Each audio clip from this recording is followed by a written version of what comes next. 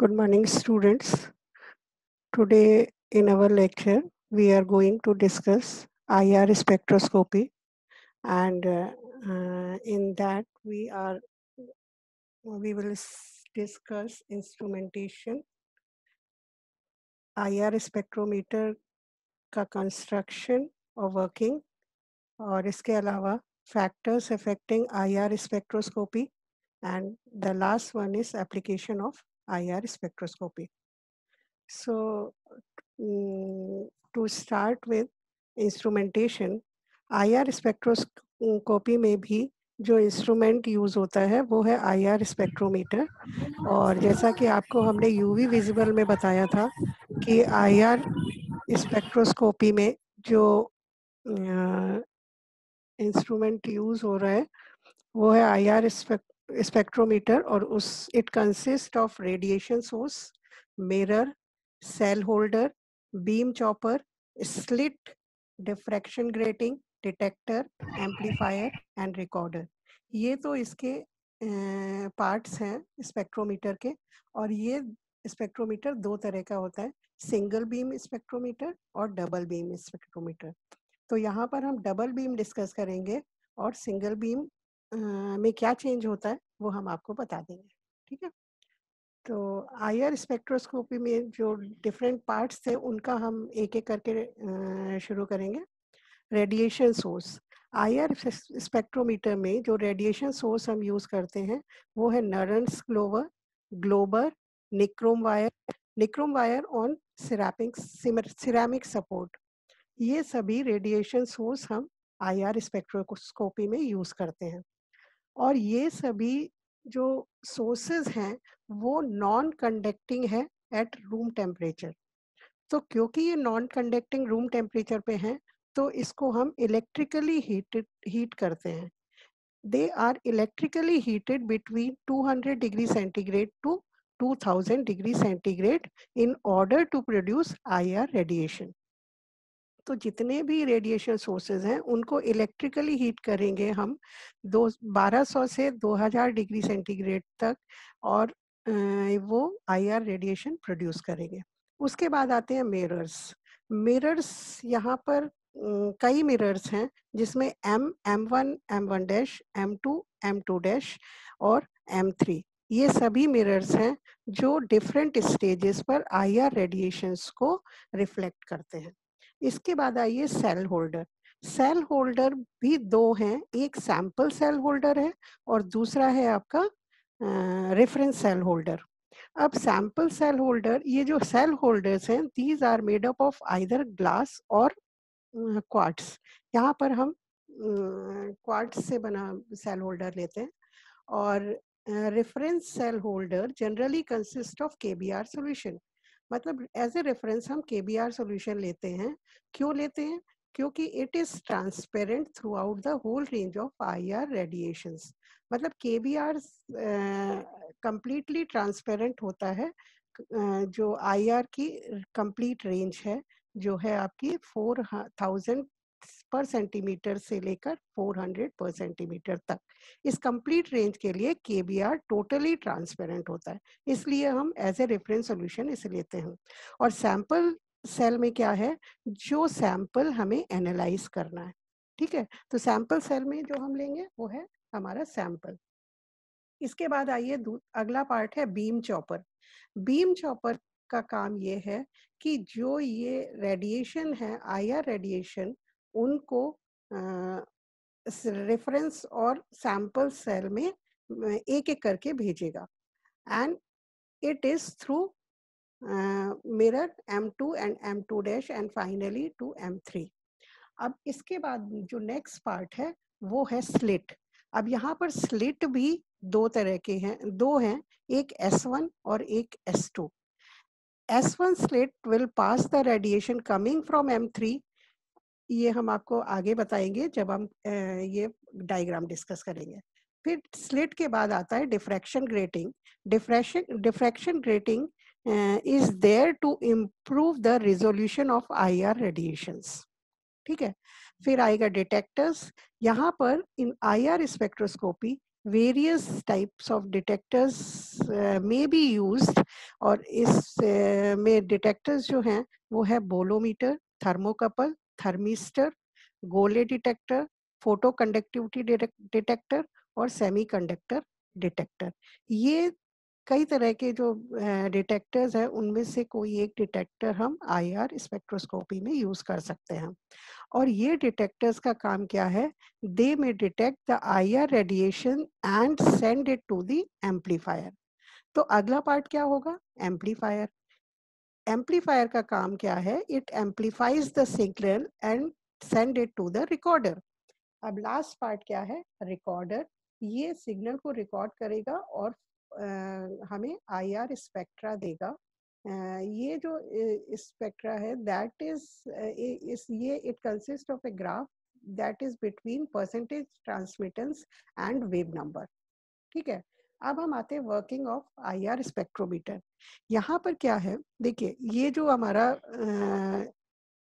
Diagram है, ये हमें क्या शो कर रहा है? Double beam spectrophotometer. Double beam spectrophotometer में जैसा कि हमने बताया कि रेडिएशन सोर्स है, रेडिएशन सोर्स इमिट करेगा लाइट। लाइट मतलब आईआर रेडिएशन। लेकिन क्योंकि ये क्या है, रूम टेम्परेचर पर नॉन कंडक्टिंग है, तो इसलिए हम इलेक्ट्रिकली हीट करेंगे इसे एट 1200 टू 2000 डिग्री सेंटीग्रेड तक। और जब हम इसे इलेक्ट्रिकली हीट करेंगे तो आईआर रेडिएशन इमिट करेगा। ये आईआर रेडिएशन मिरर से रिफ्लेक्ट होके मिरर 1 और मिरर 2 की तरफ जाती है, जहां से ये रिफ्लेक्ट होंगी और फिर ये रेफरेंस सेल और सैंपल सेल की तरफ जाएंगे। तो मिरर 1 और मिरर 1 डैश का काम क्या है? They this mirror will reflect the IR radiation into reference cell and sample cell. अब रेफरेंस सेल में जैसा कि आपको मालूम है कि हमारा क्या है? रेफरेंस सैंपल, जो कि रेफरेंस सॉल्यूशन है, जो कि आपका क्या है? केबीआर। केबीआर सॉल्यूशन से ये आपकी रेडिएशंस पास होंगी और इधर सैंपल सेल में क्या है? जो हमारा सैंपल सॉल्यूशन है जिसे हम एनालाइज कर रहे हैं, यहाँ पर सैंपल सेल से ये रेडिएशन पास होंगी। लेकिन ये फिर रेडिएशन किस पे आएंगी? ये अब हमारा काम चॉपर का काम शुरू होगा। चॉपर का मूवमेंट जो होता है वो लेफ्ट टू राइट होता है, मतलब कि ऊपर नीचे होता है। तो जब ये ऊपर जाता है तो ये क्या करेगा? रेफरेंस बीम को ऑब्स्ट्रक्ट करेगा या रोक देगा। तब उस समय सैंपल बीम आपकी आगे बढ़ेगी। इसी तरह से जब ये नीचे आएगा तो क्या करेगा? सैंपल बीम को रोक देगा, तो रेफरेंस बीम आपकी आगे बढ़ेगी। तो इस तरह से ये ऑल्टरनेटिवली रेफरेंस बीम और सैंपल बीम को मिरर 2 और मिरर 2 डैश की तरफ भेजता है। जब ये मिरर 2 और मिरर 2 डैश से आकर टकराती हैं तो ये रिफ्लेक्ट होकर मिरर 3 पर जाती है। Mirror 3 then finally send it to the diffraction grating through slit 1। अब यहाँ पर स्लिट 1 है जिसके थ्रू ये आईआर रेडिएशंस डिफ्रैक्शन ग्रेटिंग में जाएंगी। डिफ्रैक्शन ग्रेटिंग क्या करेगा? इसके रिजोल्यूशन को इंक्रीज कर देगा और ये यहाँ से ये रिफ्लेक्ट होकर स्लिट 2 S2 से होकर ये डिटेक्टर में जाएंगे। डिटेक्टर इन आईआर रेडिएशंस को डिटेक्ट करेगा और एम्पलीफायर में सेंड करेगा। Amplifier amplifies the signal and send it to the recorder. ये एम्पलीफाइज सिग्नल को क्या करेगा? रिकॉर्डर में सेंड करेगा और रिकॉर्डर में हमारा आईआर स्पेक्ट्रम रिकॉर्ड होता है। तो इस तरह से ये है इसका वर्किंग।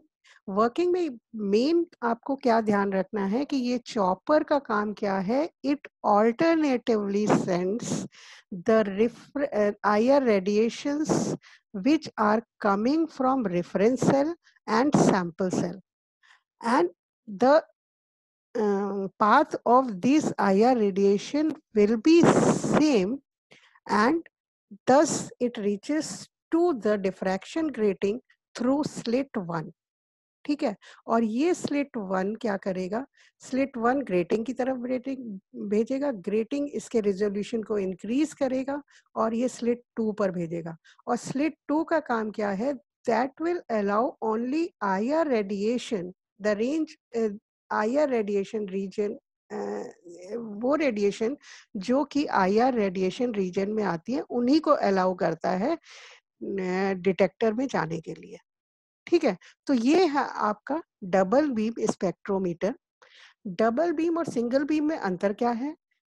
डबल बीम में दो सेल होल्डर होते हैं, एक है रेफरेंस सेल होल्डर और दूसरा है सैंपल सेल होल्डर, जबकि सिंगल बीम में सिर्फ एक सेल होल्डर होता है जिसमें हम एक एक करके रेफरेंस सॉल्यूशन और सैंपल सॉल्यूशन को फिल करते हैं। ठीक है, बाकी सब पार्ट एक ही सब सेम रहेंगे, जैसे ये सब मिरर्स भी सेम रहेंगे और ये जो आपका डिफ्रैक्शन ग्रेटिंग है, डिटेक्टर है, एम्पलीफायर है, रिकॉर्डर है, ये सब सेम है। बस क्या अंतर क्या है, आपका रेफरेंस सेल और सैंपल सेल की बजाय सिर्फ एक सेल होल्डर यहाँ पर रहेगा। तो ये आपका वर्किंग ऑफ IR स्पेक्ट्रोमीटर हो गया। ठीक है, इसके बाद हम आते हैं factors affecting IR spectroscopy. These are certain factors which affects IR spectroscopy. उसमें सबसे पहला है coupled vibration, फिर Fermi resonance, फिर electronic effect और तीसरा है हाइड्रोजन बॉन्डिंग। अब इन चारों इफेक्ट को हम एक एक करके लेंगे। सबसे पहले है आपका कपल्ड वाइब्रेशन। कपल्ड वाइब्रेशन को हम एक एग्जाम्पल से आपको समझाते हैं। जैसे एग्जाम्पल है आपका C सिंगल बॉन्ड H। इसको अगर हम देखेंगे नॉर्मल केस में हम सिर्फ एक स्ट्रेचिंग वाइब्रेशन फ्रीक्वेंसी एक्सपेक्ट करते हैं। जैसे हमने पिछले क्लास में आपको बताया था कैसे हम नंबर ऑफ वाइब्रेशन निकालते हैं, कैलकुलेट करते हैं। उसमें फॉर्मूला था आपका लीनियर, उसके लिए लीनियर मॉलिक्यूल के लिए 3n-5 और जो आपका नॉन लीनियर था उसके लिए था आपका 3n-6। तो यहाँ पर नॉर्मल केस में अगर हम देखेंगे सिर्फ एक स्ट्रेचिंग वाइब्रेशन फ्रीक्वेंसी हम एक्सपेक्ट करते हैं। लेकिन जब आइसोलेटेड मिथाइल ग्रुप का केस हम लेंगे तो उस केस में there will be two absorbing frequency, एक होगी आपकी सिमेट्रिकल फ्रीक्वेंसी और दूसरी होगी एसिमेट्रिकल फ्रीक्वेंसी। अब सिमेट्रिकल फ्रीक्वेंसी क्या है, इसमें जो दो मॉलिक्यूल हैं वो सेम डायरेक्शन में मूव करते हैं, जिसकी वजह से वेव नंबर आपका डिक्रीज हो जाता है। इसी तरह से जो आपका एसिमेट्रिकल वाइब्रेशन है उसमें मॉलिक्यूल जो एटम है आपके ऑपोजिट डायरेक्शन में मूव करेंगे और वेव नंबर इंक्रीज हो जाएगा। It is called coupled vibration because frequency will not occur at normal mode. It will either increase or decrease. अब यहाँ पर क्या है, इसको हम coupled vibration क्यों कहते हैं, क्योंकि यहाँ पर जो फ्रीक्वेंसी है वो नॉर्मल, जो वेव नंबर नॉर्मल मोड पर हमें नहीं मिलेगा, ये या तो इंक्रीज नंबर होगा या फिर डिक्रीज नंबर होगा। ठीक है, नॉर्मल मोड में तो ये है कि ठीक है वो इस कंडीशन में ये वेव नंबर है, इसको ये लेगा। लेकिन यहाँ पर क्योंकि दो सिमेट्रिकल एसिमेट्रिकल वाइब्रेशन हो रहे हैं तो यहाँ पर या तो ये इंक्रीज करेगा या डिक्रीज करेगा। ठीक है, ड्यू टू कपल्ड वाइब्रेशन।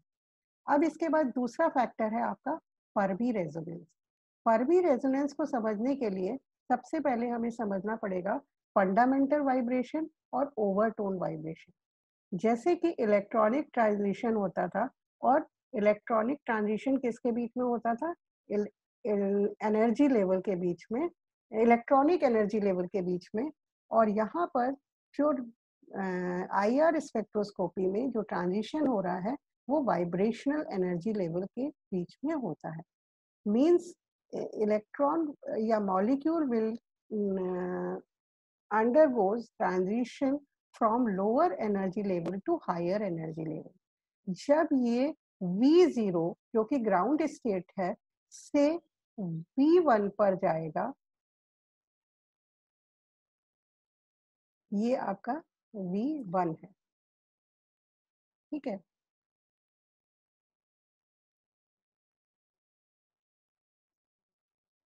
और तब उसे हम कहेंगे फंडामेंटल वाइब्रेशन। इसी तरह से ओवरटोन वाइब्रेशन क्या है?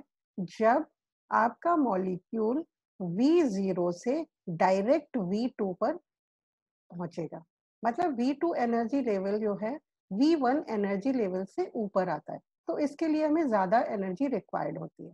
तो फंडामेंटल वाइब्रेशन में V0 से V1 में जाएगा मॉलिक्यूल, और ओवरटोन वाइब्रेशन में V0 से V2 में जाएगा, ठीक है। When fundamental vibration is coupled with overtone vibration, then it is called Fermi resonance. मतलब कि यहाँ पर उस मॉलिक्यूल में फंडामेंटल वाइब्रेशन और जो आपका ओवरटोन वाइब्रेशन है एक ही समय पर साथ साथ हो रहा है, तो उसको हम क्या कहेंगे? Fermi resonance. In Fermi resonance, peak of fundamental vibration and peak of overtone vibration occurs at the same wave number and so resonance occurs. मतलब यहाँ पर जब फर्मी रेजोनेंस होता है तो फंडामेंटल वाइब्रेशन की पीक और ओवरटोन वाइब्रेशन की पीक जो है हमें एक ही वेव नंबर पर मिलती है, तो इसको हम क्या कहते हैं? Fermi resonance. और due to this resonance wave number will be increased. मतलब जो नॉर्मल वेव नंबर है उस वेव नंबर पे ना मिलके इंक्रीज वेव नंबर पे मिलेगा, लेकिन दोनों पीक क्या होंगी? साथ साथ होंगी। तो फर्मी रेजोनेंस की वजह से इफेक्ट क्या हुआ? Due to this Fermi resonance wave number will be increased. अब हम आते हैं इलेक्ट्रॉनिक इफेक्ट, जो कि आपका तीसरा फैक्टर है जो आईआर स्पेक्ट्रोस्कोपी को इफेक्ट करता है, ठीक है।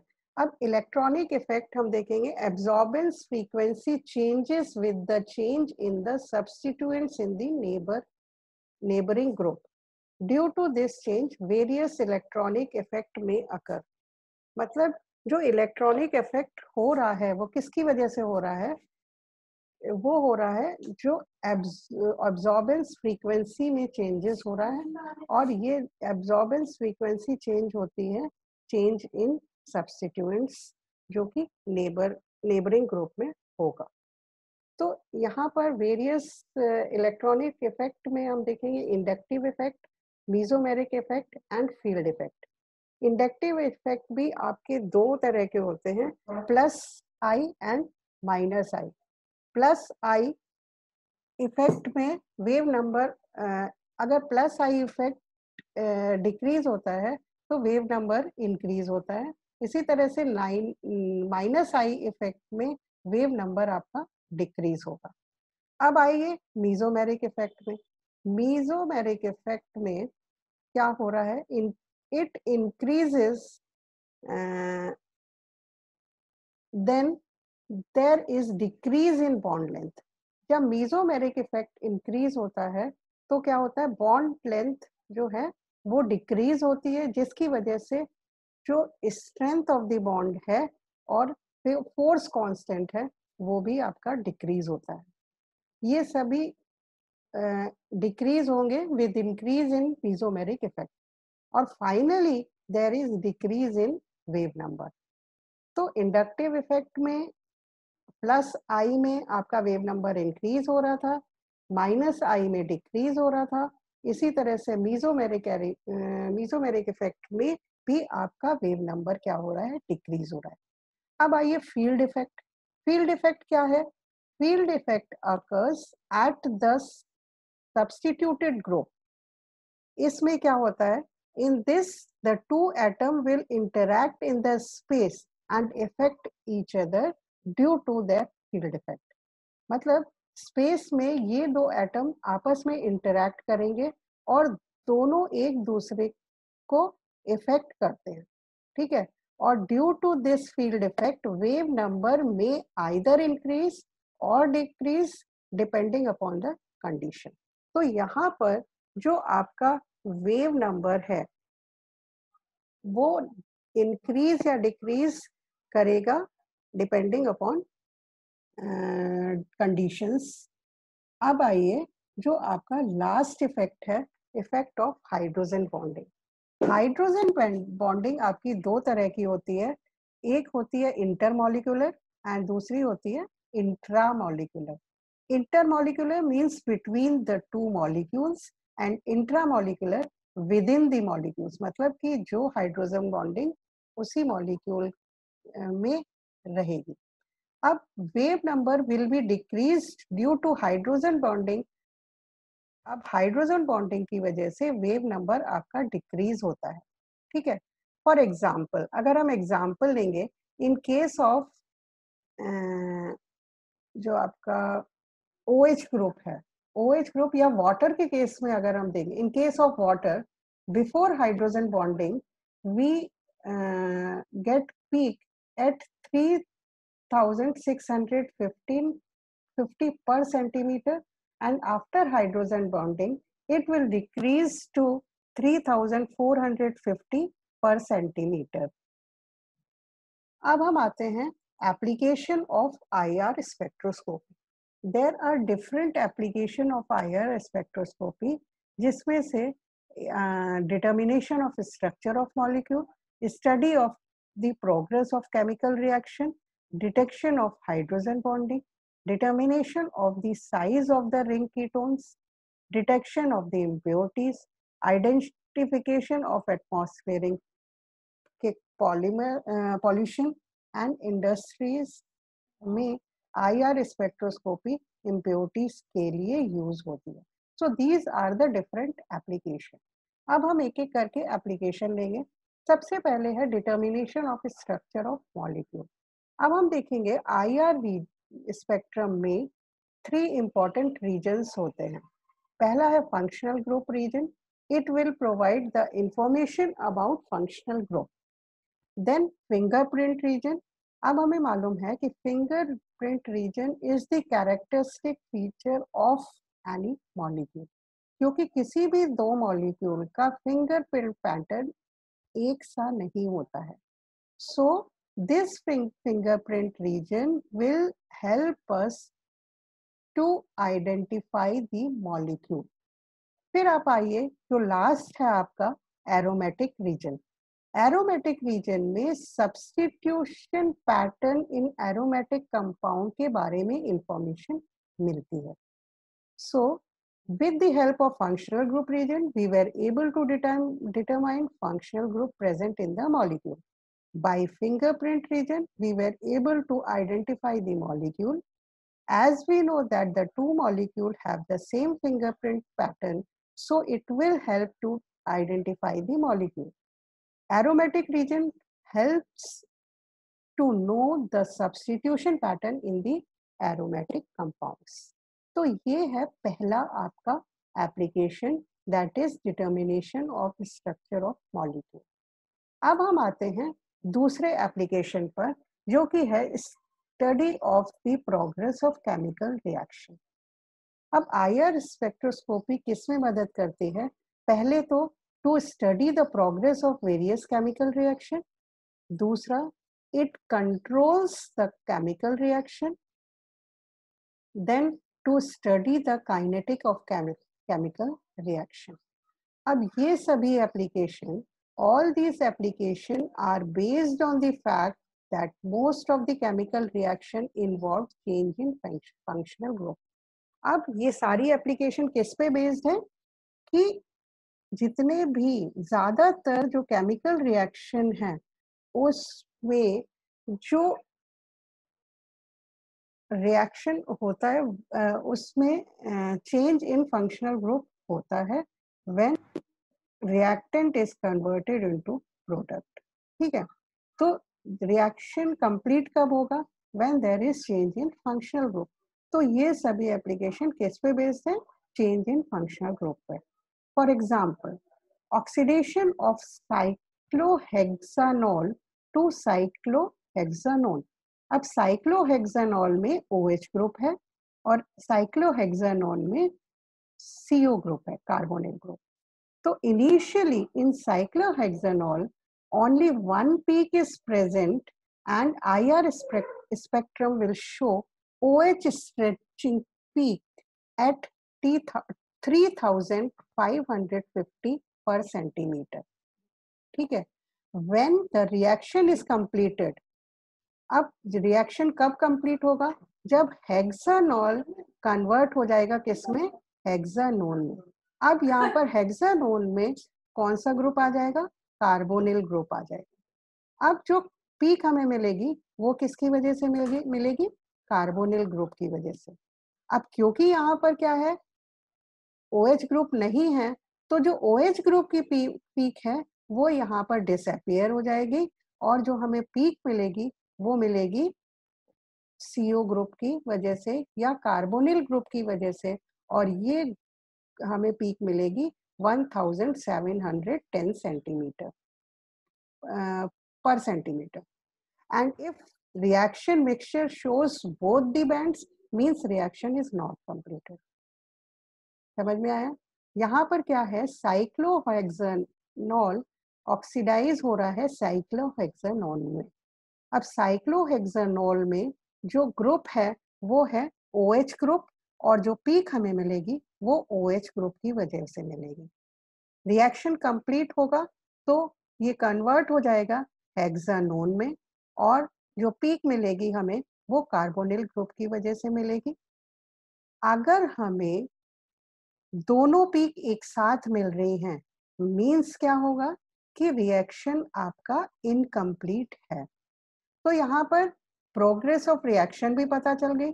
हम कंट्रोल भी कर सकते हैं रिएक्शन को और ये भी पता कर सकते हैं कि रिएक्शन कंप्लीट हुआ कि नहीं हुआ. ठीक है. तो ये है आपका second application, study of the progress of chemical reaction. अब हम आते हैं तीसरे एप्लीकेशन पर, जो कि है detection of hydrogen bonding. Detection of hydrogen bonding में IR स्पेक्ट्रोस्कोपी किस तरह से मदद करेगी ये हम देखते हैं. इसमें देखेंगे यहाँ पर भी पहले तो ये हमें मालूम है कि दो तरह की बॉन्डिंग, हाइड्रोजन बॉन्डिंग होती है, इंटरमॉलिक्यूलर और इंट्रामॉलिक्यूलर. इंटरमॉलिक्यूलर जो दो मॉलिक्यूल के बीच में होगी, इंट्रामॉलिक्यूलर जो विद इन द मॉलिक्यूल होगी. ठीक है. अब ये spectroscopy distinguish between intermolecular hydrogen bonding and intramolecular hydrogen bonding and pre-hydroxyl group. ठीक है. तो इन सबको डिस्टिंग्विश करने में हमें हेल्प करती है. The pre-hydroxyl group appears at very high frequency. और ये हाई फ्रीक्वेंसी कितनी है? 3600 से 3650 के बीच में.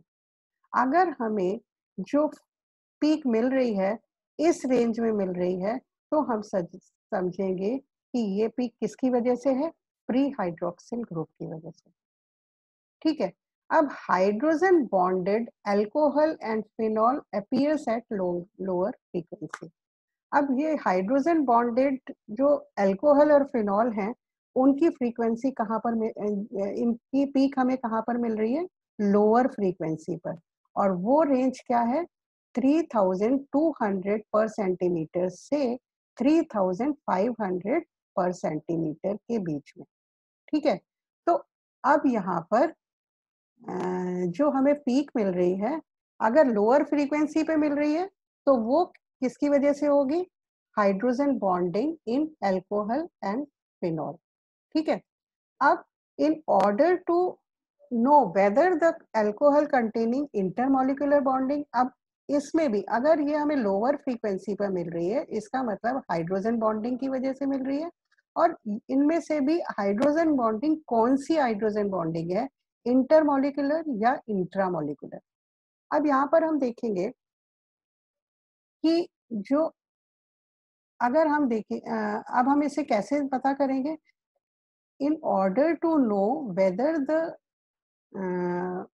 hydrogen bonding is due to intermolecular is due to intermolecular hydrogen bonding, हमें क्या करना पड़ेगा, हमें जो अल्कोहल है उसको किस में डिसॉल्व करना पड़ेगा, एप्रोटिक सॉल्वेंट में। एप्रोटिक सॉल्वेंट या फिर हम कहेंगे large access of aprotic solvent. अब if hydrogen bonding is intermolecular due to large excess of solvent, then there is space between the molecule.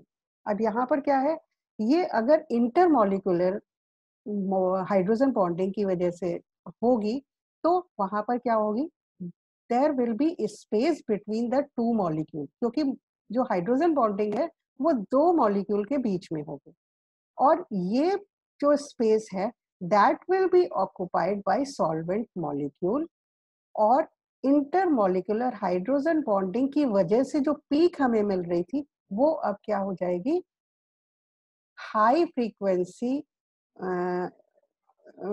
पर शिफ्ट हो जाएगी। ठीक है, तो यहाँ पर क्या है, इंटरमोलिकुलर हाइड्रोजन बॉन्डिंग की पहचान ये है कि हम उस अल्कोहल को एक्सेस ऑफ एप्रोटिक सॉल्वेंट में यूज करेंगे, डिसॉल्व करेंगे। और क्योंकि ये इंटरमोलिकुलर हाइड्रोजन बॉन्डिंग को हम देख रहे हैं तो उसकी वजह से there will be space between the two molecule, और वो स्पेस कौन ऑक्युपाई कर लेगा, जो सॉल्वेंट, एप्रोटिक सॉल्वेंट सॉल्यूशन। ठीक है, तो अब ये जो पीक हमें मिल रही थी लोअर फ्रीक्वेंसी पर, वो अब कहाँ शिफ्ट हो जाएगी, हायर फ्रीक्वेंसी पर। ठीक है, तो इसका मतलब अगर ये शिफ्ट हो गई हायर फ्रीक्वेंसी पर तो कंफर्म हो जाएगा कि आपका जो हाइड्रोजन बॉन्डिंग है that is intermolecular hydrogen bonding. ठीक है, अब अगर ये जो आपकी अनचेंज रहती है तो ये इंट्रामोलिकुलर हाइड्रोजन बॉन्डिंग की वजह से होगी। अब हम आते हैं, जो फोर्थ एप्लीकेशन है वो है determination of size of the ring ketone. अब जो एरोमेटिक कीटोन्स होते हैं उसमें जो रिंग स्ट्रेन होती है, ring strain in the cyclic ketone shift the carbonic stretching frequency to the higher wavelength. As the ring strain increases, carbonic frequency increases. ठीक है, अब ये देखेंगे एरोमेटिक जो आपका साइक्लिक कीटोन है उसमें क्या है, आपकी रिंग होगी, और रिंग स्ट्रेन जो है वो क्या करते हैं, कार्बोनिक स्ट्रेचिंग फ्रीक्वेंसी को हायर वेवलेंथ की तरफ शिफ्ट कर देता है। जैसे जैसे ये स्ट्रेन इंक्रीज करेगा, जो कार्बोनिक फ्रीक्वेंसी है वो भी आपकी इंक्रीज होगी। तो इस तरह से हम डिटरमाइन करते हैं कि आपका ring ketone, determine the size of the ring ketone. ठीक है, अब आप आइए डिटेक्शन ऑफ इम्प्योरिटीज। अब डिटेक्शन ऑफ इम्प्योरिटीज में हम क्या करते हैं, IR spectroscopy helps in detection of impurities, as we know that particular functional group absorb a particular frequency known as group frequency. If a hydrocarbon containing very small amount of ketone, then this will be detected by IR spectroscopy because ketones show stretching absorption band at 1720 per centimeter, which was not shown by hydrocarbon. यहाँ इसका मतलब क्या हुआ कि हमें मालूम है IR spectroscopy में हम क्या करते हैं कि जो पीक्स हैं हमें डिफरेंट ग्रुप्स की मिलती हैं, और हर ग्रुप की एक स्पेसिफिक पीक होती है। तो यहाँ पर अगर उस, जैसे फॉर एग्जांपल हाइड्रोकार्बन है कोई, उसमें अगर कीटोन हम ऐड करते हैं तो क्या होगा कि जो कीटोन की पीक हमें कहाँ पर मिलती है, 1720 पर, और अगर ये हाइड्रोकार्बन में ये पीक मिल रही है कीटोन की, इसका मतलब कि अगर ये पीक मिल रही है तो उसमें कीटोन आपका एज एन इम्प्योरिटी मिक्स है। क्यों? क्योंकि hydrocarbon will not show this peak which is due to presence of ketone।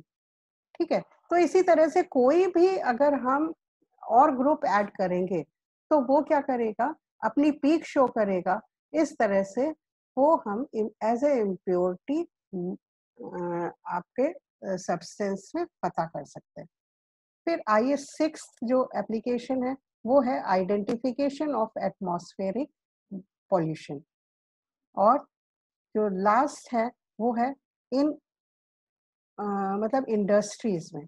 Industries में क्या है, आईआर स्पेक्ट्रोस्कोपी की मदद से हम क्या करते हैं, रॉ मटेरियल में जो इम्प्योरिटीज हैं उनको डिटेक्ट कर सकते हैं।